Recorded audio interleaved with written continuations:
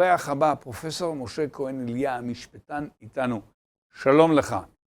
כן, כן, אני שומע. יפה. אחת הסכנות הגדולות ביותר לעתידה של ישראל הוא מכונת הרעל. עכשיו זה רשמי, השמאל הקיצוני מנסה לעצור אותנו. ערוץ אולטרה ימני מלא בתיאוריות קונספירציה. אז בערוץ הטרלול הזה, שפעיל בעיקר ביוטיוב וזוכה לצערי לעשרות אלפי צופים, אחרי שלעגו לנו, הם עולים שלב. גיוס ההמונים שנועד לסתום לנו את הפה. המימון המונים ישמש להחזיק את צוות התחקירנים השוטף שינטר את שידורי הערוצים האלו ואת צוות משפטי שילווה בתביעות. לא יודע אם אתם שמעתם על ערוץ טוב, אבל באמת לעומתו ערוץ 14 זה פילוני. אנחנו חייבים אתכם. זה הזמן לתמוך בנו כדי שנוכל להמשיך ולפעול בכל הכוח. כל שקל שלכם הולך רק למטרה הזאת. מאוד ממליץ לכם לראות את הערוץ הזה, ערוץ באמת, איזה ערוץ? שאתה מבין שזה מקום אחר. קחו חלק במאבק על הזהות הלאומית שלנו, אל תיתנו להם להשתיק אותנו. אני מוכן לתרום, לא נתתם מספר. היכנסו לקישור המצורף מתחת לנגן ותמכו בנו, חופש הביטוי של כולנו בידיים שלכם. אני רוצה לדבר איתך על סוגיית היחסים, הייתי אומר קצת מוזרה בעיניי, של היועמ"שית ומבקר המדינה. כלומר, היועמ"שית שאני באמת תוהה, מה לה ולעיסוק, פונה למבקר המדינה ואומרת לו, אנשים שלך לא צריכים לבדוק ולחקור את מה שקורה כרגע בצבא. מה לה ולזה? כן, תראה, זה חלק מהבעיה של המשפטיזציה של החברה הישראלית, שכל דבר עובר דרך בית המשפט, ויותר נכון דרך היועצת המשפטית לממשלה, שהיא בעצם הזרוע של המערכת המשפטית בתוך הרשות המבצעת. תראה, אני מציע לא לנתח את העניין הזה בכלים משפטיים. כי אפשר לתת טיעונים לכאן ולכאן, יש גם טיעונים סבירים מדוע לא נכון שמבקר המדינה שייכנס לעניין הזה כאשר מדובר בעתיד על הקמה של ועדת חקירה. אני חושב שיותר נכון להתייחס לסוגיה הזאת כמאבק כוחות בין שתי קבוצות בחברה הישראלית. קבוצה אחת היא הקבוצה שהיא בעצם ההגמוניה הישנה שאיבדה כוח ויש לה ייצוג רב במטכ"ל, באקדמיה, בתקשורת המיינסטרים, שהיא מעוניינת בנרטיב מסוים לגבי מה קרה ב7 באוקטובר ומה הוביל ל7 באוקטובר, לבין הקבוצות שמזוהות יותר עם הימין, שיוצאות נגד ההגמוניה הזאת. עכשיו, ברור שהיועצת המשפטית לממשלה היא צעד באופן חד משמעי. היא פשוט מייצגת את האינטרסים של ההגמוניה הישנה, ראינו את זה לאורך כל המשבר החוקתי.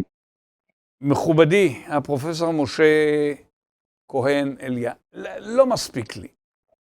כלומר, כמעט הייתי אומר, אוקיי, אלה המאבקים הישנים. אני רוצה להבין במרכאות את הסטנדינג. כלומר, מה, היא יכולה לדבר איתי מחר על צבע נעליי? היא יכולה לדבר איתי על משחת השיניים שאני צורך, אני או ראש הממשלה? כלומר, איפה התפקיד שלה מתחיל, אני יודע. איפה הוא נגמר, אינני יודע. אני באמת מסתכל בפליאה ופתיעה גדולים, תגיד לי במה הצחקתי אותך, ואני באמת לא יודע. מה, עד איפה היא יכולה להיכנס? כל דבר.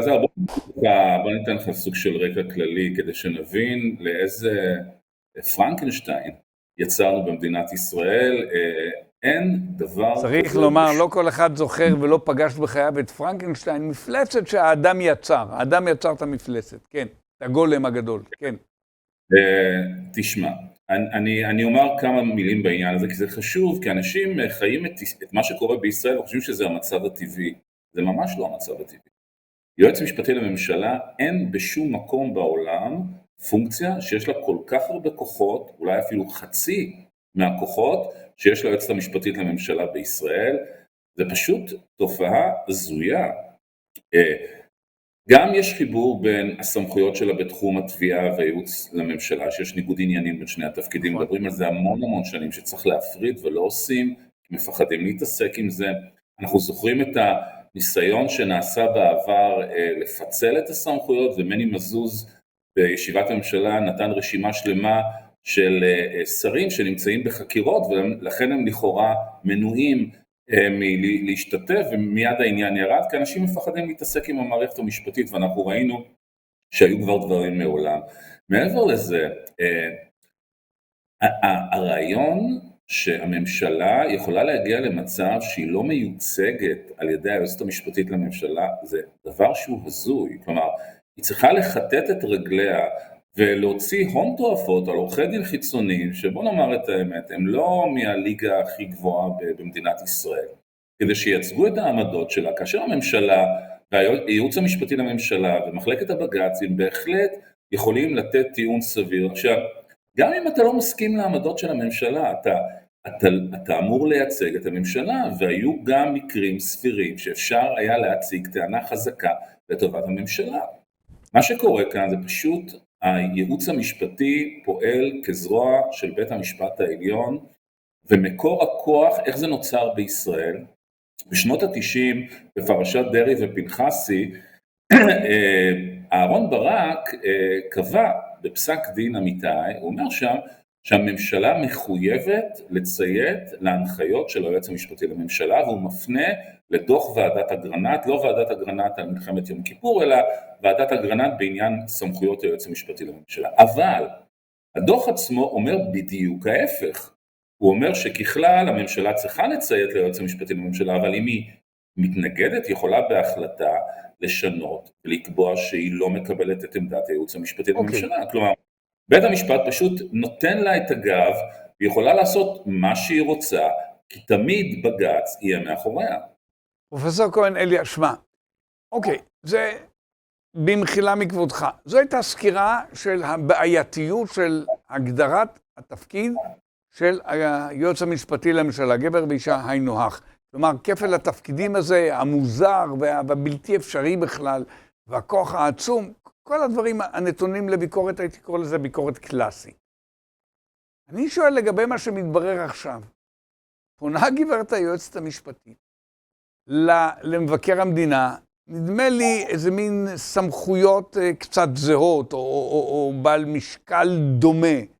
אותו סוג של תפקידים, נקרא לזה כך, ואומרת, לא, אתה לא יכול עכשיו לדוק את זה וזה וזה וזה.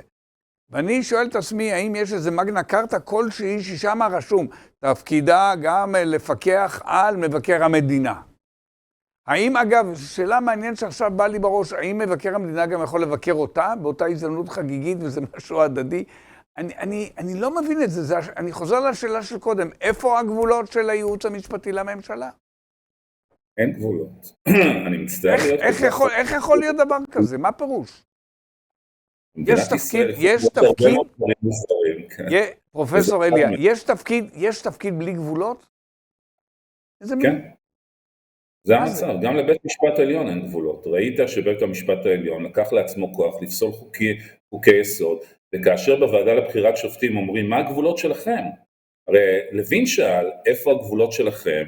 ובית המשפט לא הייתה לה תשובה טובה, הוא אומר, הגבולות שלנו זה כללי האתיקה שאנחנו קובעים לעצמנו. אין גבולות. זה המצב. זה מצב הזוי, אבל זה המצב שבו אנחנו נמצאים. עכשיו, צריך להבין שיש פה גם סוג של מתח בתוך המדינה עצמה, כי הצבא והרמטכ"ל לא מעוניין לשתף פעולה עם זה, אוקיי? הרי הוא סירב להעביר מסמכים למבקר המדינה, והיא בעצם כיועץ משפטית לממשלה אמורה להכריע בין השניים לגבי מה קובע המצב המשפטי. עכשיו, אני חייב לומר שהעמדה של היועץ המשפטית לממשלה בעניין הזה היא לא מופרכת, אוקיי? יש היגיון שיהיה הליך חקירה מוסדר ואחיד, נכון. ומן הסתם ראוי שזה יהיה באמצעות ועדת חקירה ממלכתית, אבל אני מתנגד להקמת ועדת חקירה ממלכתית, ואני אסביר גם למה. אנחנו יודעים היטב שמי שימנה את ועדת החקירה הממלכתית יהיה עוזי פוגלמן. עוזי פוגלמן מן הסתם ימנה או את חיות, או את מזוז, או שופטים מהסוג הזה. עכשיו, המערכת המשפטית עצמה נושאת בחלק מהאחריות למה שקרה ב7 באוקטובר. אנחנו מכירים את פסק הדין בעניין תוואי הגדר בעזה ב-2018, כאשר בית המשפט העליון אמנם דחה עתירה בעניין הוראות פתיחה באש סביב הפרימטר, אוקיי? אבל הוא עשה את זה רק לאחר שהפרקליטות הציגה הוראות פתיחה באש כל כך מחמירות, שבעצם סיכלו את ההיגיון המארגן של הפרימטר, ואז הוא בעצם עבר לשטח ישראל, ואת התוצאות אנחנו ב-2018. אז מי יחקור את זה? מי יחקור סמכויות שבית המשפט בעצמו מפעיל? זאת בעיה גדולה. אתה לקחת את הנושא מתוך הקרביים של קשיים שמלווים את החברה הישראלית היום, בעיניי זה קושי ענק, והוא השאלה, הקושי הוא השאלה מי ימנה את ועדת החקירה הממלכתית, לכשתהיה ועדת חקירה ממלכתית, כי מסגרת אחרת חוקרת אינני רואה, מסגרת שהחברה הישראלית תקבל אותה, מסגרת חופשית, מסגרת אמיתית, כנה. ושמע, אני קיימתי כאן לפני שבועיים דומני, משהו לערך, שבועיים, שלושה, זה לא משנה, קיימתי דיון בשאלה הזאת,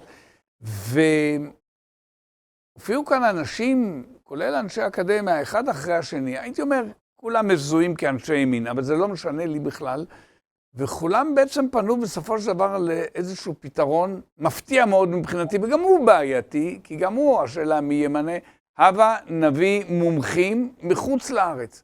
כלומר, יהודים רצוי, אני מפרש את זה, ציונים, אוהבי ישראל, וזה, למען האמת, רגע, תן לי, למען האמת הפחיד אותי, כי אמרתי, מה, גורלנו עכשיו נפשים בידיים של אנשים שלא חיים כאן, ומדבריך עולה שאם לא ועדת חקירה ממלכתית, אז מה כן? איזה טריבונל? בבקשה. אוקיי. תראה, הבעיה בוועדת חקירה ממלכתית זה שבית המשפט מוצג שם כגורם ניטרלי והוא לא ניטרלי, הוא בעצם צד ויש לו גם אחריות למה אוקיי, את זה אמרת, מה כן? הפתרון הוא לדעתי להעביר חוק מיוחד, כי זה אסון בקנה מידה היסטורי, כן? שיקבע את המנגנון הבא, שחברי הוועדה ימונו בהסכמה בין יושב ראש הקואליציה לבין יושב ראש האופוזיציה. הסכמה של מי? הסכמה בין יושב ראש האופוזיציה לבין יושב ראש הקואליציה לגבי מי ישב בוועדה עצמה. כך אנחנו נוכל בעצם לתת וטו לכל צד אם אנחנו מביאים מישהו שהוא מוטה.